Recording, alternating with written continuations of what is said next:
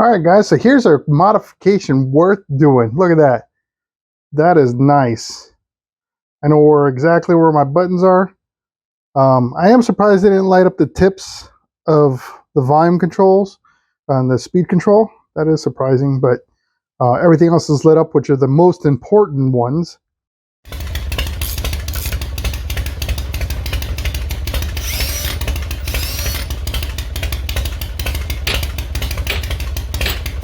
Damn it. What's up, guys? Welcome to Make It Yourself. Today, we're going to swap out the hand controls on the 17 Road Glide to some LED illuminated hand controls. So we'll take a look at the kit, what it comes with from Harley, and then we'll go ahead and put them on. We won't do a step-by-step. There's just a couple of quick key things I'll point out because, you know, apparently, like in reviewing some of the other folks that have done this before, you know, it's kind of a simple process. It's not complicated at all. It's 2 screws and whatever. The bigger part is the buttons and making sure you don't break anything. Like, that's kind of the more important part of this. So we'll cover those pieces once we get there. But in the meantime, let me tell you what the issue is. All right, so if you've ridden your bike at night, you know, especially on a black bike, it is impossible to see these hand controls. Now, with the Fat Boy, it's not such a big deal for me because there's literally 3 buttons on the left side and 3 buttons on the right. So you kind of can't get them wrong. Now, one thing I learned with getting a Road Glide is it's got all kinds of cool stuff on it, right? And cool stuff means more buttons. So on the right hand control, you've got your run kill switch, your emergencies, you got your start switch, your right turn signal, and then your information button for the information page on your screen. And then you kind of have your little thumb navigator here for the infotainment system.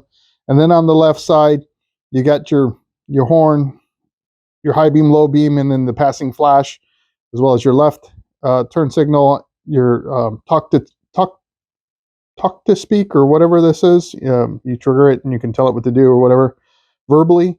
Then you have your other navigator deal for the infotainment system and your cruise control buttons. So with all of these things on here, technology is awesome, but it just adds a lot more to think about. And in the dark, and I don't put a ton of miles on my bike at night, but when I do, I like to know where the hell I'm doing, like as far as hitting the buttons. Yeah, so like, you know, again, maybe it's just the complexity of the additional buttons on here and I just haven't gotten used to it yet, but I wanted to make my life a little bit easier. So I went ahead and got the backlit LED hand controls to put on the bike. So that way it's just going to make life a little bit easier. At least that's my expectation right now. Who knows? It could be a big nothing burger, but I won't know that until I get them on and get to ride a couple of miles at night and see how they work out for me. So let's take a quick look at what comes in the kit. All right, so this is the kit ordered straight out of Harley. It's a couple $100, so it ain't cheap, that's for sure. And I don't know if an aftermarket vendor makes these. If they do, I couldn't find them. Yeah, so this is the one I got. I don't know. This is a part number. It looks like it fits 14 and later touring models. And then it's got some other fitment there, as you can see. So depending on, I guess, which model works for you or whatever, they'll have it. But like I said, it's a couple $100. So unfortunately, you know, if there was an aftermarket option, I definitely would have got it. The one upside to it is because it's not aftermarket and not from one of the places I normally get stuff, it came with instructions, and these instructions are pretty good. They just kind of lay everything out. They give you your warnings and all that kind of good stuff. And it's very straightforward. But what I do like is they've got a parts breakdown on the back. So it gives you all of the parts and the part numbers within the kit. And then on the inside, it's even got the exploded view of everything. So it just gives you a little bit better, you know, deal. So I got to say that's kind of a nice thing, right? Like, that's something I don't usually get. So I'm feeling a little spoiled right now at the moment. Immediately, and there was these buttons here. These are loose. So these are replacement caps, depending, I guess, on your configuration, depending on what bike you have. you may need to swap out these caps. So I believe this is for like a trike. And then you have probably another type of system in there. I don't have this button.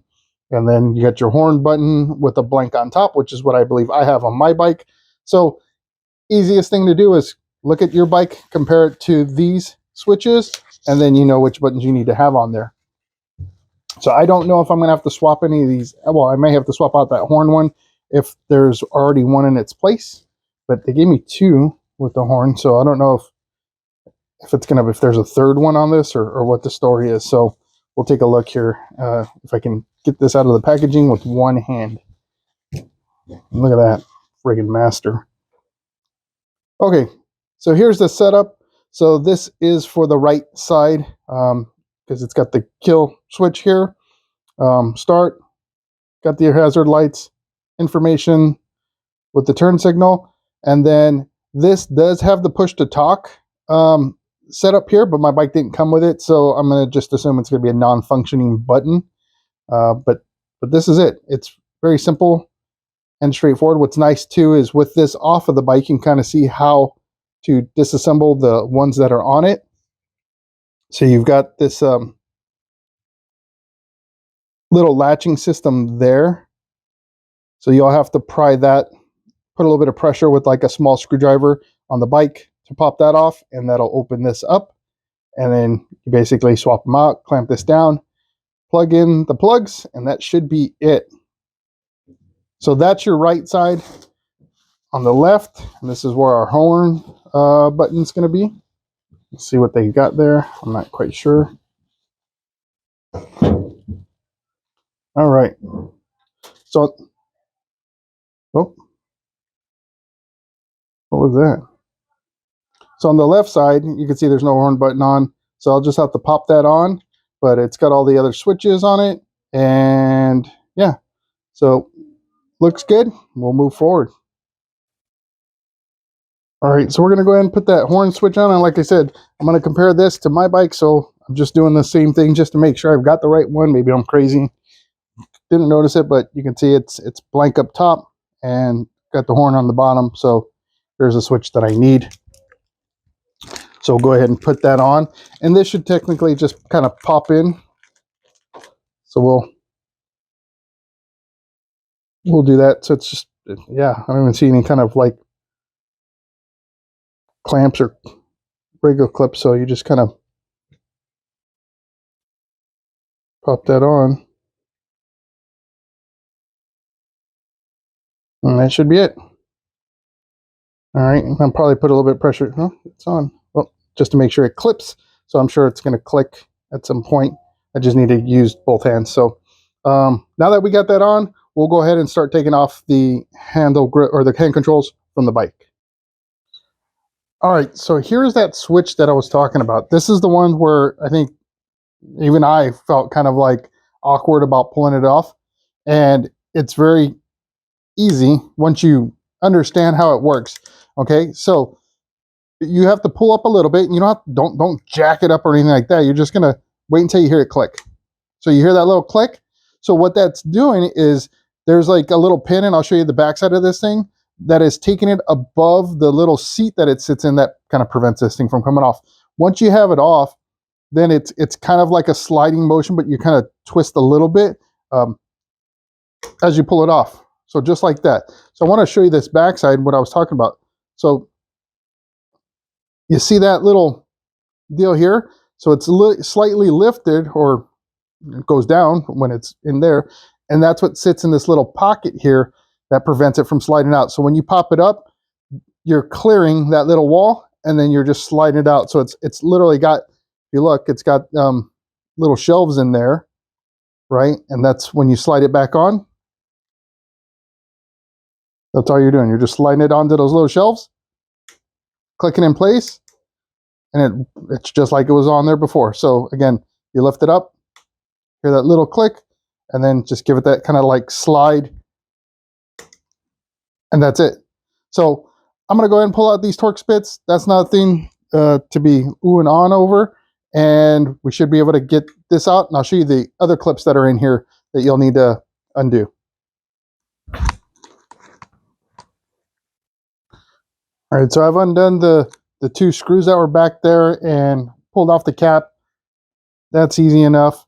Now it's that rear cap, and what I'm told, and it looks like it's true, the screws here are actually captive, so you don't have to worry about those falling out, so that's nice. But what I am finding is I'm going to have to loosen this up because the hand controller, the clutch handle is in the way. So another Torx bit, looks like T25 as well. So this one you'll probably want to just make sure you're careful with because it's got that master cylinder on it for your clutch fluid, and you don't want to drop it. So let's see if I can get away with just getting enough room on there to slide it by.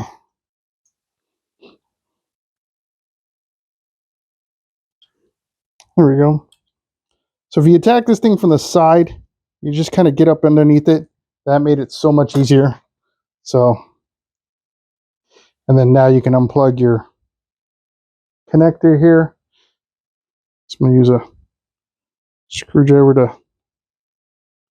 help me with that because it's got one of those little locking clips, but it's not the easiest place to get to.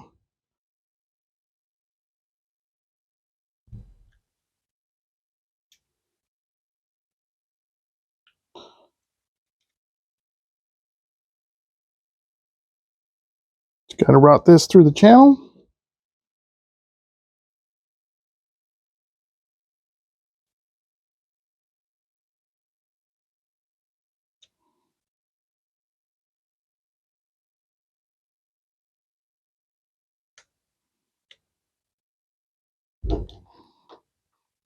Now put the front cap on. Bam.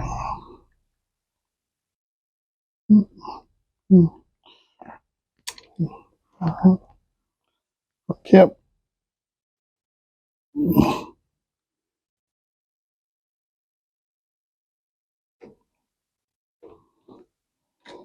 All right, so let's take a look at what this looks like in the dark,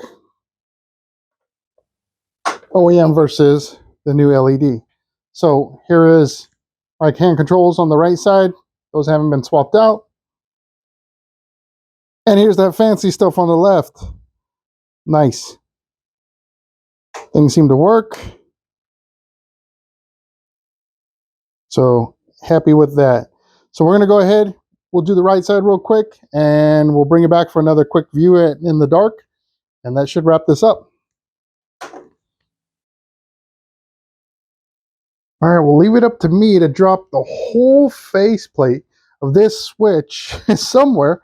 It was just on my seat. I heard it make a clink, and now she's just gone. No idea where this thing went.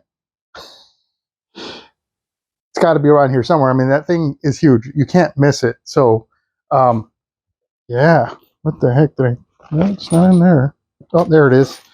Well, guys, got to be careful where you put your stuff because luckily it didn't scratch anything, but this fell back.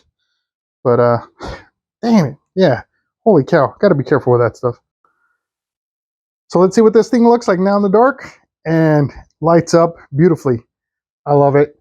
This is going to make finding or locating the buttons a lot easier for me. You know, for the cost, I'll have to say it's pretty pricey for what you're trying to get. I think for me at night, just that peace of mind is going to be worth it. It's probably going to take some time to recuperate that cost, but hey, you know what? It is what it is, right? So I hope you enjoyed this video. If you did, hit that thumbs up. If you enjoy my content, become a subscriber. We're on our way to 1,000 subscriber goal, and everyone counts. I really appreciate you taking time to join our community of people helping one another. And, you know, hopefully I get to show you some stuff and you learn from my mistakes. And until then, I hope to see you in the wind.